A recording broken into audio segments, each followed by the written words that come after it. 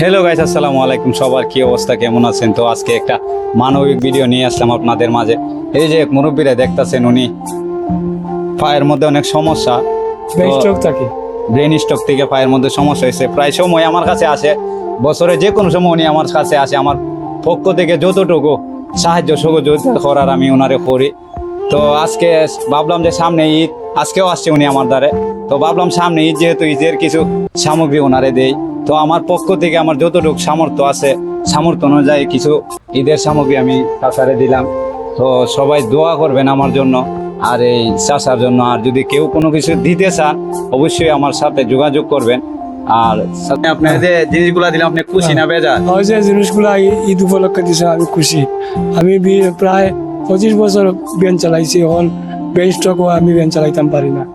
এই যে আলাল আমার ভাতিজা, তাই আমার ছোটবেলা থেকেও আমাকে সাহায্য করে আইসন, এখনো দিরা, আজকেও আমারে দিছন। আমি সব সময় টানিতে পাইলাম, দেশবাসী সবেও আমারে দিরা।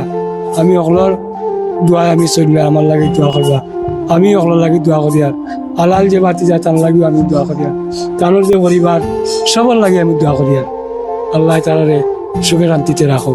তো উনি কিন্তু আসলে পায়ে আটতে পারে না, এই যে একটা লাঠি আছে, উনি কিন্তু আটতে পারে না। তো যাই হোক, আপনারা আরো যদি কেউ ওনাকে সাহায্য সহযোগিতা করতে চান, অবশ্যই আমাকে জানাবেন। আমি আমার মাধ্যমে ওনাকে আরো সাহায্য করতে